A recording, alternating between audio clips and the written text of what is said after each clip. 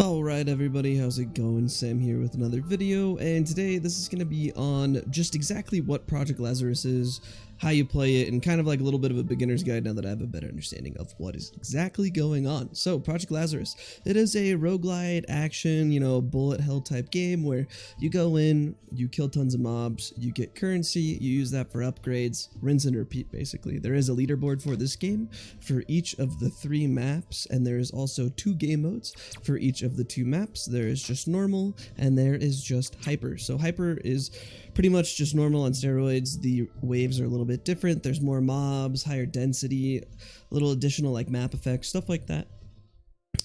You have a choice of 6 mechs while you play this game.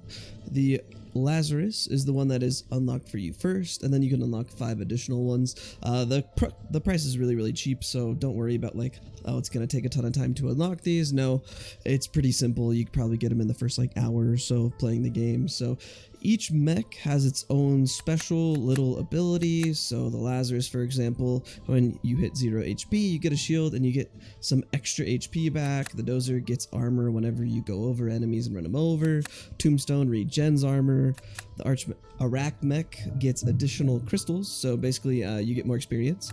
Titus runs fast as heck, and the Striker has this really big AoE giant ability. It's really cool.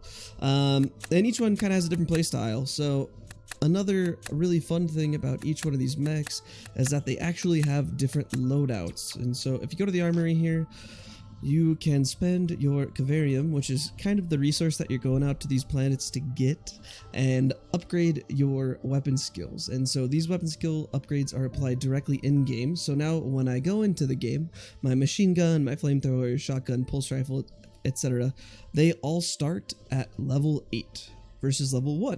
When you're playing the game just beginning, they actually start out at level 1, and you slowly but surely upgrade them. So this makes it to where when you get into the game and you're leveling up, you start at level 8, so you only have 2 more levels to get the machine gun or these weapons to max level. There's different types of weapon types basically, so these are your 4 primary weapons. You have the laser blaster, missile launcher, chem tank, and auto turret as kind of your secondary weapons. The damage, AI core, armor, these are basically just like generic statistics. So this is like additional damage, this is crit chance, this is armor, this is your attack speed, and then movement speed and something to grab the XP to come towards you, makes it a little bit easier.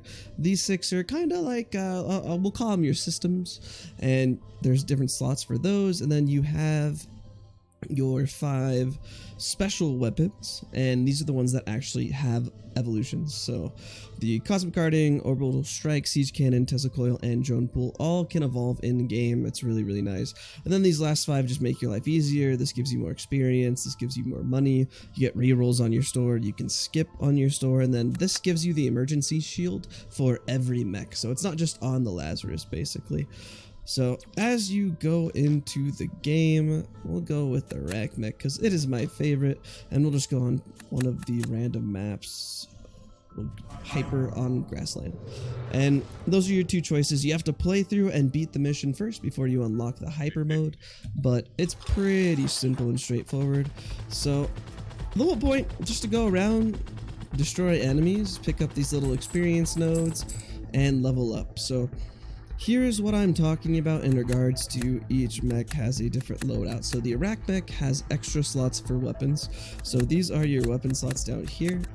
These are your special slots, and then these are your side weapon slots. The ones in the middle are going to be for your systems. So for this first store, we have the Tesla Coil, which is a special. It can go up into any of these slots.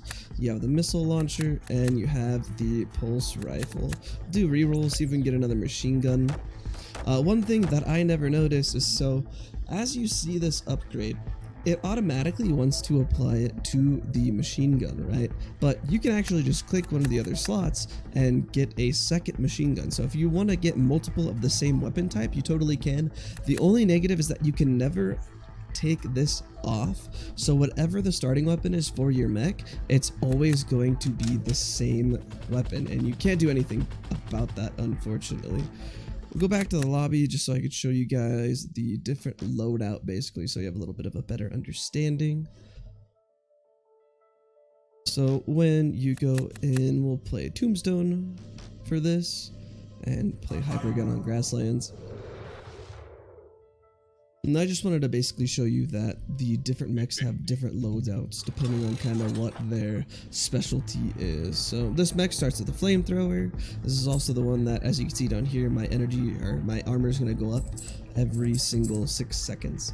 So here on this loadout, you can see that this has more special weapon slots up here.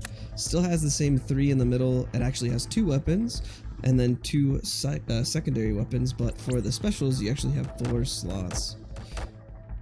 So here would be your slots. Oh, it actually has 4 for the secondary weapons, so you can get multiple secondaries. And you can just basically play however you want. Different characters are better at different things. So like this is more of your tank. It has a higher armor plating rating, so you can get more armor. Makes it a lot easier for you to survive. And the hitboxes are a little weird in this game, I will say. So some mechs are actually much harder to hit. And then lastly, I'll show you guys the striker, because the striker has a significantly different loadout in comparison to the other 2 that we've seen. The striker actually only has 1 weapon slot, which is this machine gun.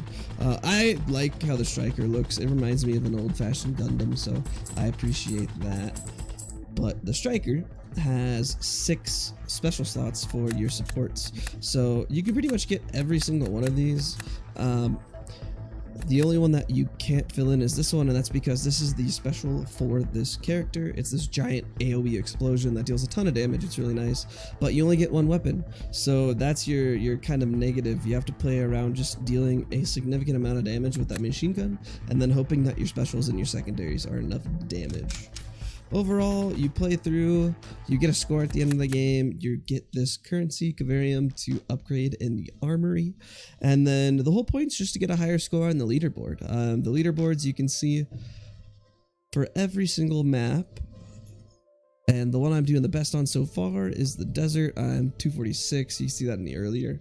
But you can see the top scores, you can see where you're ranked at, and then just basically the whole point right now is just to play through and get as much and as many points as possible. The last thing kind of to show you guys is going to be how the UI looks like. It's pretty simple and straightforward, nothing too confusing. Basically, you have the time on the top, and this is going to show you your level, how much of the resource that you have recovered. This also doesn't show you what you're gonna get at the end. You get bonus Cavarium at the end of the game, so if you have 0 up here because you just never pick up any Cavarium, you're gonna actually still get some. It's not just 0. That's just how much you harvest in the mission, basically. It's gonna have your level, the time.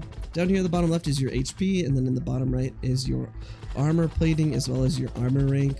As you get armor, it is harder for you to take damage. You take less damage, basically. Pretty straightforward.